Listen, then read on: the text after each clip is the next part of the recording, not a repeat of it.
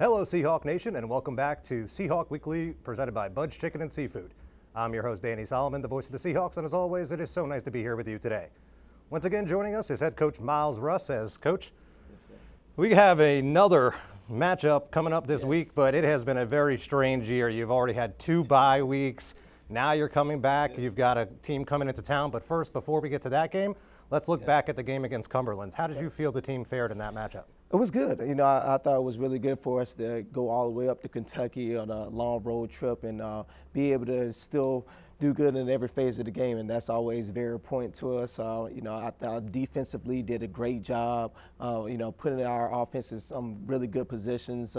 Those guys did, kind of pushed us in a lot of different ways, you know, going forward on 4th down, doing some trick plays, special teams wise. So I thought just every facet of the game, I thought the special team coordinators, Coach O'Rourke, and Coach Logan Kelleher did a really good job preparing our guys for those things as well. So very pleased. And then offensively, I thought we kind of got things going as well. So that's what it's about for us, and hopefully we can continue to transition that into this week.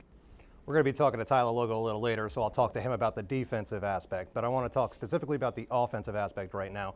You talked about it a little bit, but a lot of big plays. We had a 70-yard touchdown pass. The offense jumped out to the early advantage, and it was never looking back from there. So how important was it to get that early lead? No, it was very important. You know, we want to always try to score every possession. That's always been the goal. But for us, our 3rd down efficiency was very high. I thought that was a really big deal for us to get those touchdowns. The first 2 touchdowns came off of 3rd downs.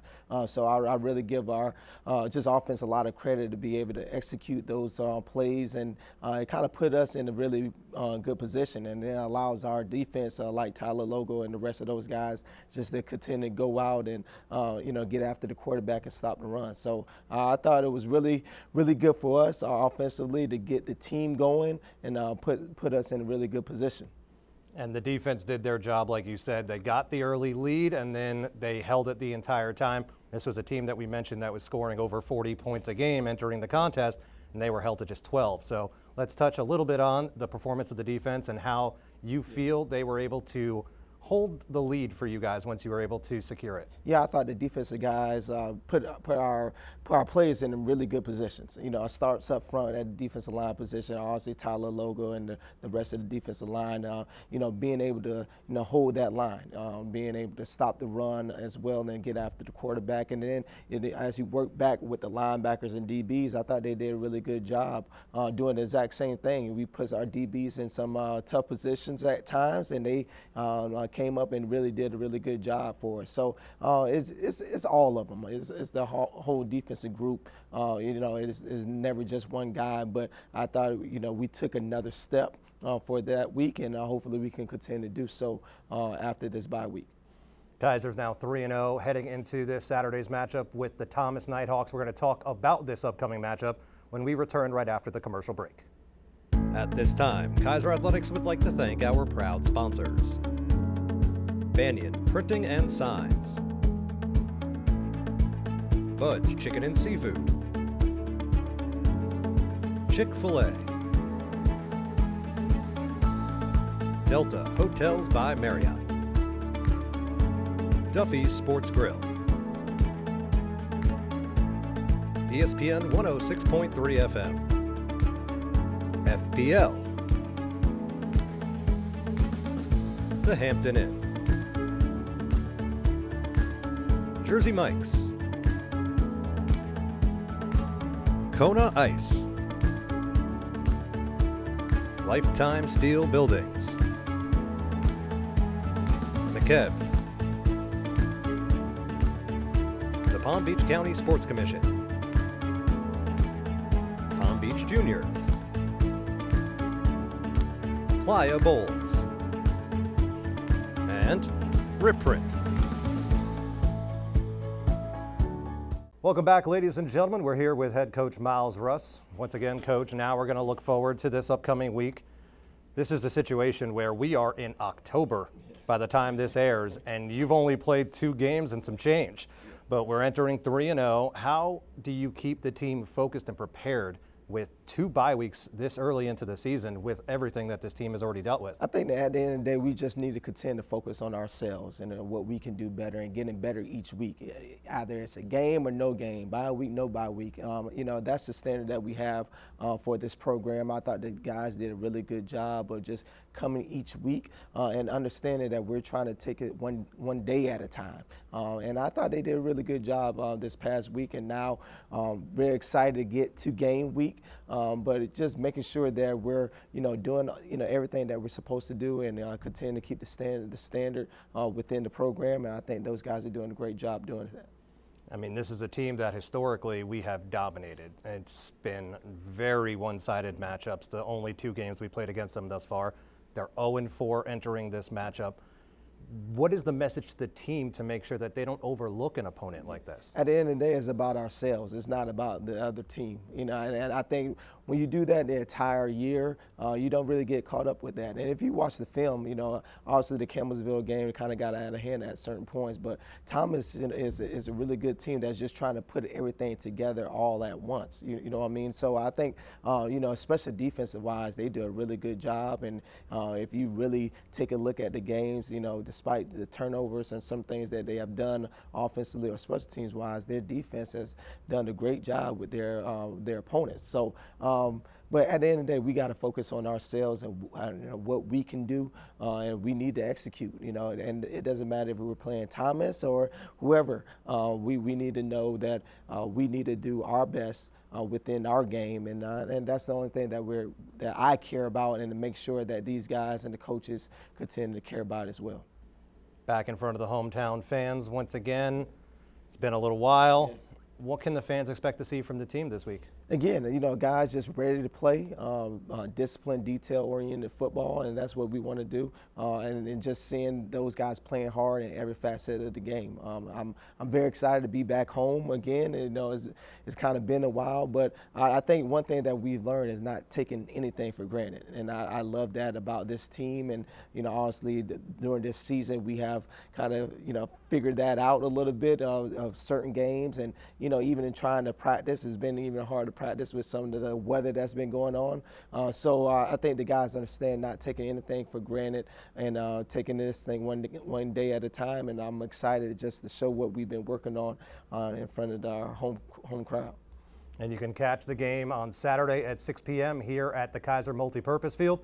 If you can't be here in person, you could always tune in to the Urban Edge Network and the Kaiser Sports Network. Also simulcasted on the radio at ESPN 106.3. Coach, once again, thank you for joining us. We'll be back in just a little bit with Tai Lologo, where we'll discuss the defensive mindset entering the matchup.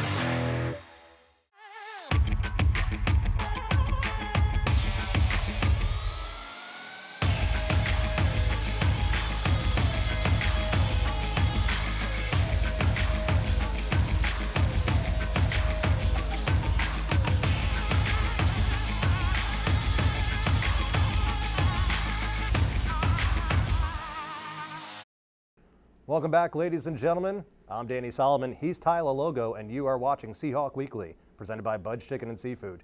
As we welcome now defensive lineman Tai Lologo. Tai, thanks for joining us. Thank you. So you and I were talking.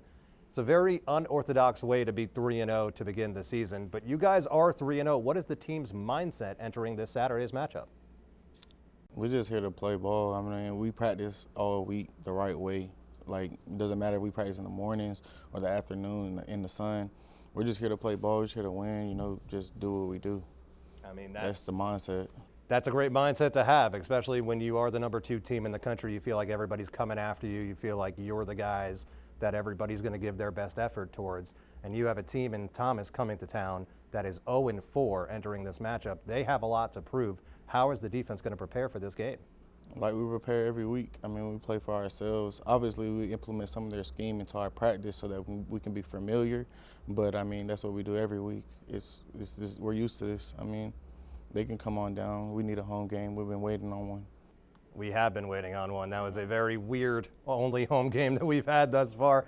I've never seen anything like it in my life. I'm sure it was a first for you as well. You had one of the most prolific seasons in Kaiser history on the defensive side of the ball last year. You win the Cliff Harris Award. What is your motivation to come back this year as a senior and try and help be that, you know, you're the senior that guys are looking towards now. You're somebody that people respect and they want to try and emulate. So do you feel a little bit added pressure being that senior? Not really. I mean, yeah, I have accolades under my belt, but I was just being myself. So at the end of the day, how can I change that? Only can improve it. So when guys are looking at me to be better, I mean, I just have to keep showing them with my actions, along with words, of course, but I mean, actions go farther than words, and everybody knows that. I can just keep on doing what I'm doing every day to get better myself. So you're the type of leader that leads by example, not by vocal. Yeah, usually in that part. I mean, that's huge because you need both. And you know this team has plenty of vocal leaders, but the lead by example leaders are very important as we get later on into the season. We're trying to build towards, once again, heading to another national championship. We've been to 3 straight. You were on the team last year. But this time, not looking too far ahead, you're back home in front of the fans. How does it feel to be able to play in West Palm Beach in front of the Seahawk Nation? It feels good. Like you said, we had 2 games this year, really. They all been really far. Like, we've been on that bus just sitting there for days waiting to play, and then we show up and handle business and have to get back on the bus. So having our last home game taken away by weather and a forfeit was kind of a tease. You know, all the fans came out. It was good energy, good vibe, and it got taken away. So basically, this is a redo of day 1 for us to have a home game. I mean, I love it. I love it. That's all I can say. I mean, that's why you play the game, right? Yeah. And we're going to be playing that game once again this Saturday at 6 p.m. here on the Kaiser Multipurpose Field. Tai, thanks for joining us. No problem. For Tai Lologo and Coach Russ, I'm Danny Solomon, the voice of the Seahawks, saying thank you for tuning in to this edition of Seahawk Weekly presented by Budge Chicken and Seafood. Until next time, so long, Seahawk Nation.